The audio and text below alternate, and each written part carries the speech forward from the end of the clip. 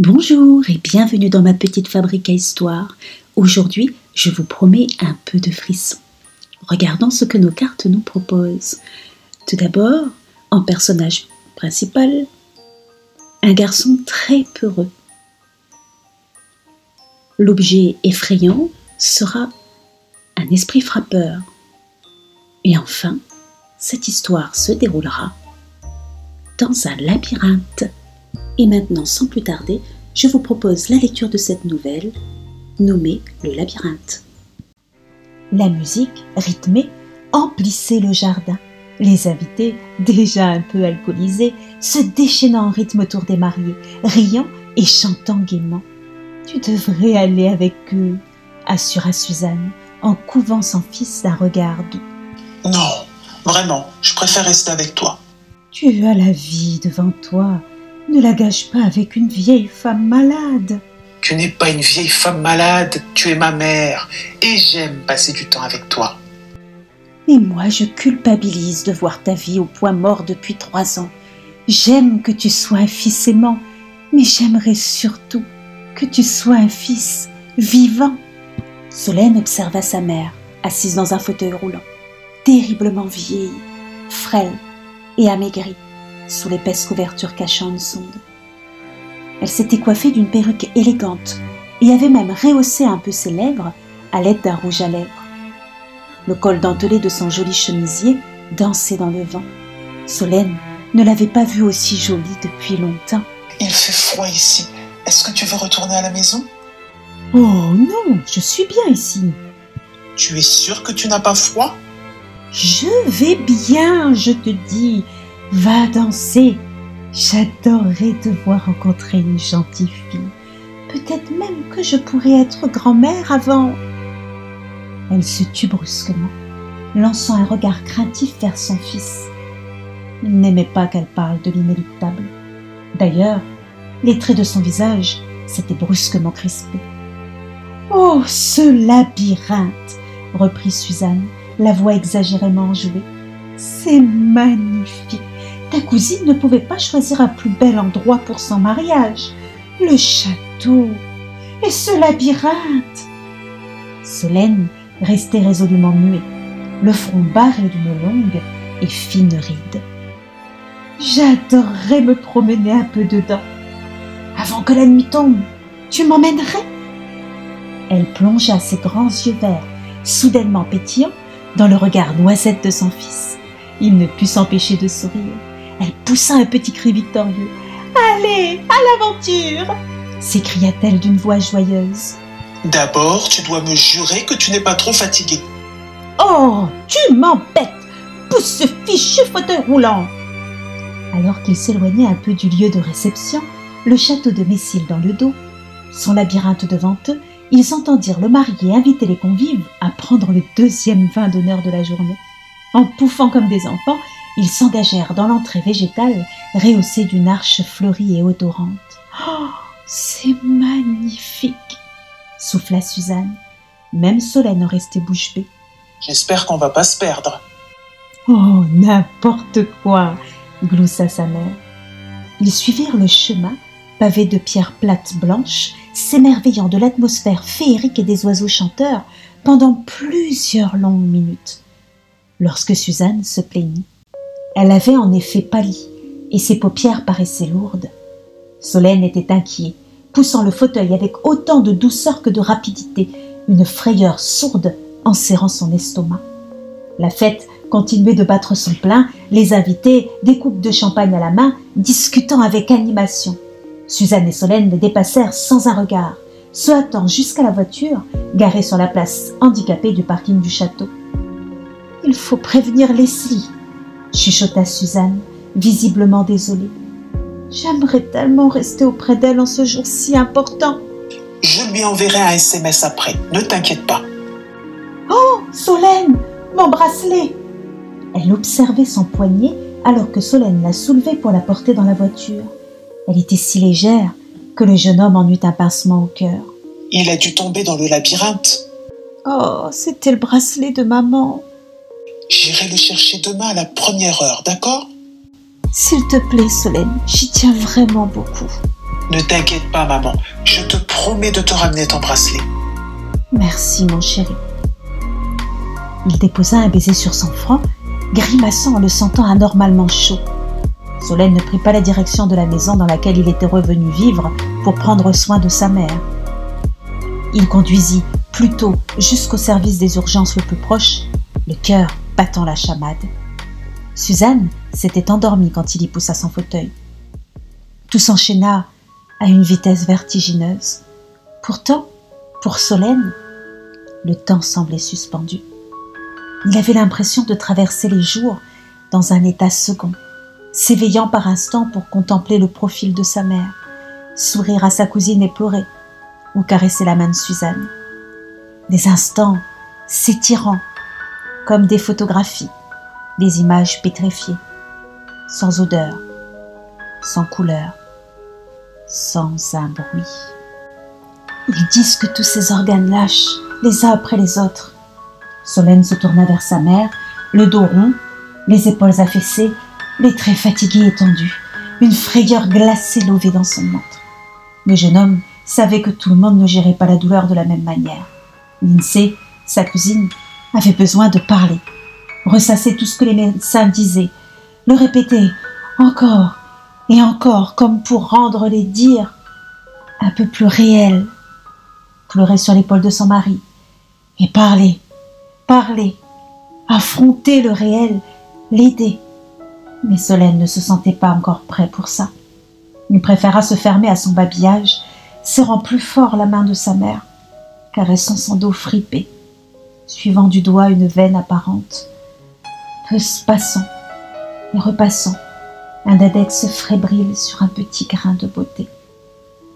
Son poignet était si fin, Solène aurait facilement pu en faire le tour avec ses doigts.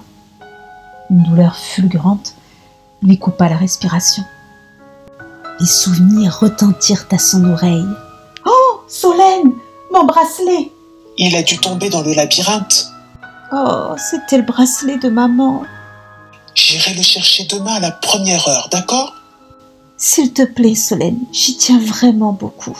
Ne t'inquiète pas, maman. Je te promets de te ramener ton bracelet.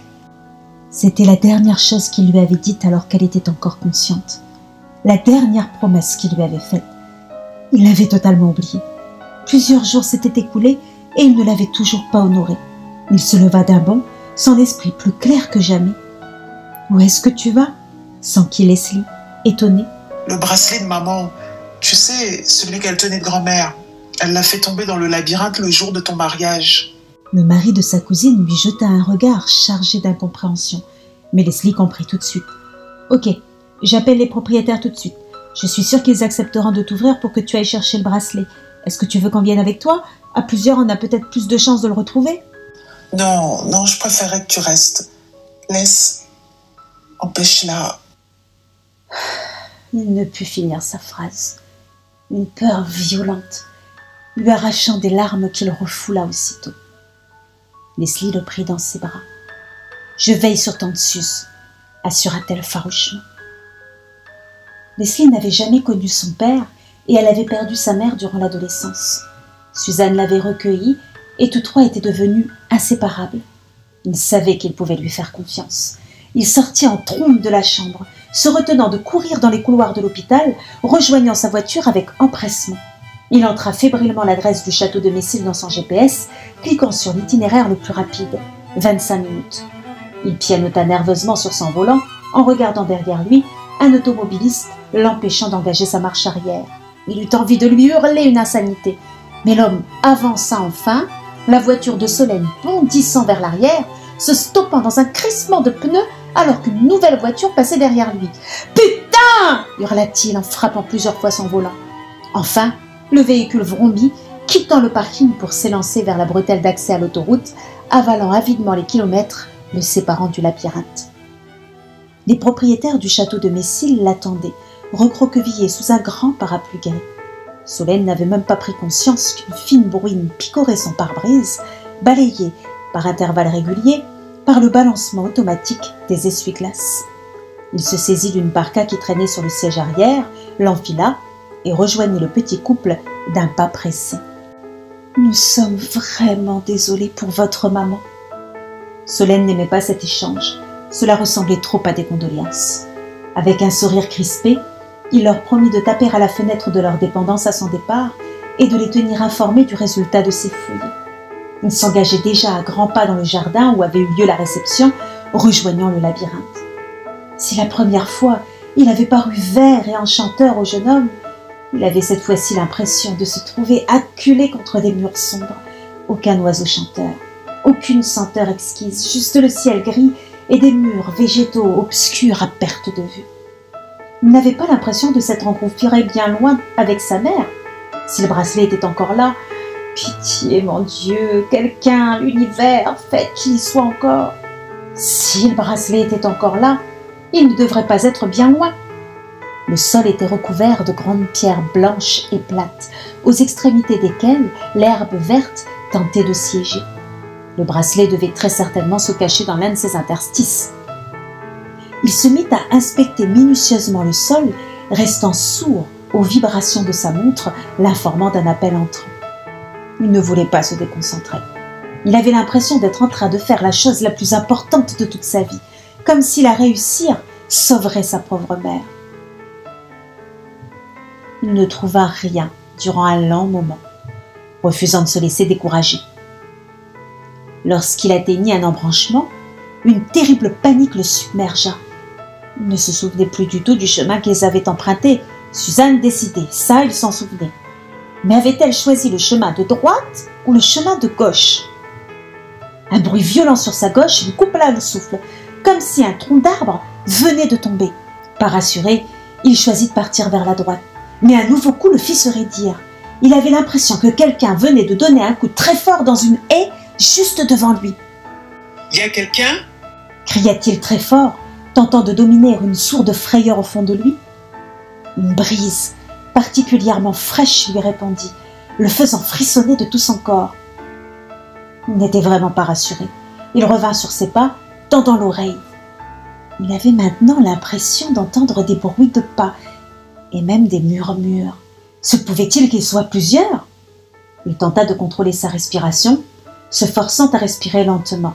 Il se faisait forcément des films. Personne ne pouvait entrer sur ce terrain sans la permission des propriétaires.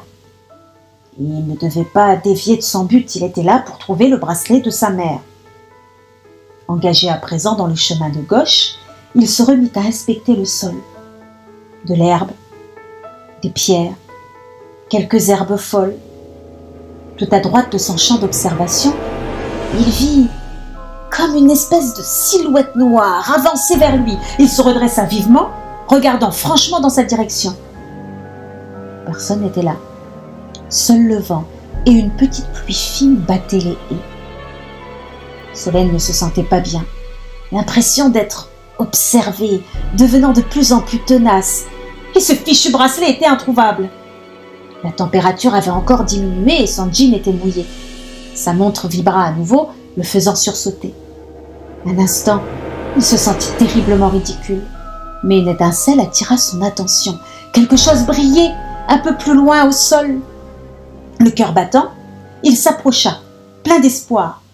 Il ne s'agissait que d'un emballage d'aluminium qui avait sans doute dû, jadis, recouvrir une friandise au chocolat.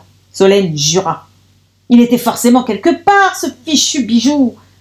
À moins que quelqu'un l'ait trouvé entre-temps. Je suis là, je suis là. Regarde-moi. Solène était persuadée d'avoir entendu des murmures qui se turent avant de reprendre moqueur. C'est moi, Solène. Je suis la Solène. Quelque chose effleura l'arrière de sa capuche. D'un geste nerveux, il fit fuir un insecte. Autre chose le toucha. Il donna un coup rageux dans le vide. Les chuchotements s'intensifièrent. Un oiseau cria. Solène avait envie de fuir en courant. Ne t'inquiète pas, maman. Je te promets de te ramener ton bracelet. Absolument se focaliser sur sa promesse. Il s'accroupit pour observer une touffe d'herbe, la fouettant de ses mains. Des ombres filèrent dans son champ de vision, glissant à l'extrême limite de ce que son œil pouvait voir. L'esprit en alerte, Solène choisit cependant de les ignorer, captant, malgré lui, de nouveaux mouvements.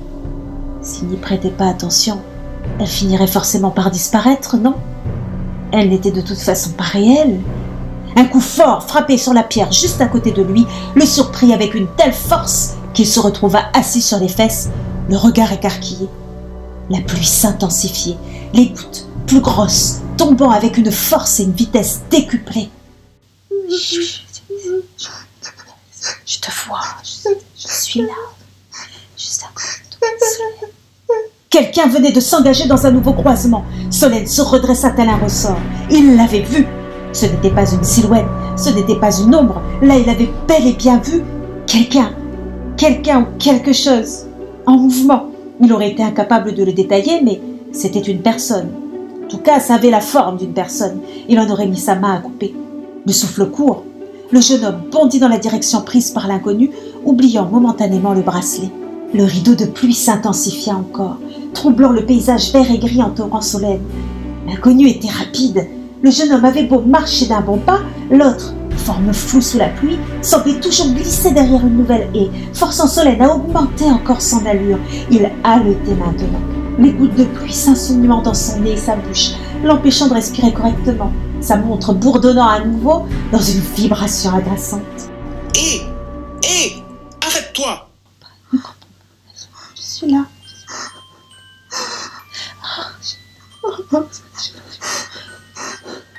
La ferme! Était-il en train de devenir fou? Je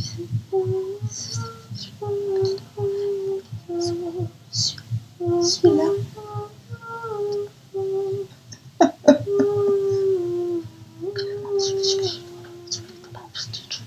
Tais-toi! L'inconnu avait disparu. Il l'avait vu s'engager dans une nouvelle direction. Quelques secondes à peine avant que le jeune homme ne s'y engouffre à son tour. Mais il n'était plus là. Solène était complètement perdu. Il n'avait aucune idée de l'endroit exact où il se trouvait. Il ignorait même s'il retrouverait la sortie. Une nouvelle chose lui toucha l'arrière de la capuche. Il hurla en se retournant, mettant des coups de poing dans l'air. Un nouveau coup retentit. Il sursauta plus qu'il ne dévia dans la direction du bruit. Quelque chose était là. Il ne le voyait pas, mais il le sentait. Quelque chose l'entourait. Quelque chose le regardait, le reniflait. Quelque chose voulait le toucher. La panique lui asséchait la bouche. Il était tellement nerveux, son corps entier tressauta lorsqu'un nouveau mouvement dans l'extrême limite de son champ de vision attira son attention. Il ne s'agissait pourtant que d'une plume. Une plume blanche qui tomba en tourbillonnant étrangement, doucement, alors que la pluie perdait miraculeusement de la violence. Délicatement, elle se posa sur quelque chose de brillant. Solène n'en crut pas ses yeux. Le bracelet de sa mère reposait là, bien en évidence, sous la plume. Ses mains tremblaient quand il le saisit, scrutant avec attention l'émaillant argenté et les petits saphirs étincelants. Je suis là, je suis là, je suis en vie. Je t'aime. Solène se redressa, redoutant de lever son regard sur la chose, ses yeux préférant papillonner, à présent, des pierres plates recouvrant le sol, aux touffes d'herbe cherchant à reconquérir leur liberté. Mais elle était là, il le savait, il le sentait. La chose était encore là, attendant patiemment son attention. Les mâchoires crispées, il osa enfin l'affronter, sa respiration se coupant à la vue d'une silhouette légèrement voûtée, d'un sourire triste. Ce n'est pas possible. Elle était si pâle, si frêle, presque transparente. Suzanne désigna d'un geste gracieux le bracelet dans la main de son fils, et ce dernier ressentit une bouffée de gratitude lui transpercer le plexus solaire. Maman? Elle ne répondit pas avec sa bouche en tous les cas. Mais Solène eut l'impression de ressentir ce qu'elle voulait lui dire, comme des convictions profondes s'enracinant en lui, sans que sa petite voix intérieure n'ait besoin de les verbaliser. Il ressentait par bouffées chaudes qui l'envahissaient tout l'amour qu'elle avait pour lui, tout l'espoir qu'elle avait de le voir vivre longtemps, vieillir, se marier, devenir père, À cet instant, il était persuadé qu'elle l'implorait de faire d'elle une grand-mère, même par-delà les étoiles. Une grand-mère stellaire, pensa-t-il. Il crut entendre son rire, joyeux et léger, alors même que l'apparition gardait ses lèvres fermées dans un demi-sourire énigmatique. « Je t'aime tellement. » Elle avait disparu, comme si les fils invisibles qui avaient maintenu le voile sur son monde s'étaient soudainement brisés, la plongeant dans le néant. Une brise caressant la ligne de sa mâchoire toujours crispée lui donna l'impression que de vieux doigts doux et fripés venaient de délicatement le toucher. Une larme coula le long de sa joue, la première qu'il s'autorisait depuis l'annonce de la maladie de sa mère 3 ans plus tôt. Sa montre vibra à nouveau. Il savait qu'il appelait. Il n'avait pas besoin de jeter un œil sur l'écran du gadget. D'une main fébrile, il se saisit de son téléphone dans sa sacoche. Leslie, bien évidemment. Solène. Elle n'arrivait pas à parler, la voix entrecoupée de sanglots. Je sais, j'arrive le plus vite possible. Soulagement, tristesse infinie, joie coupable. Tout se mêlait alors qu'il se rendait compte que tout était fini. Enfin, déjà, tellement trop tôt. Elle ne souffre plus. Ses paroles résonnaient de vérité, et pourtant, il savait qu'il les disait plus pour se convaincre qu'autre chose. Un trou béant de désespoir et de panique transperçait sa poitrine, et une petite voix dans sa tête hurlait « Reviens, j'ai besoin de toi, j'y arriverai jamais tout seul. » Se ressaisissant, il se baissa et ramassa la plume blanche.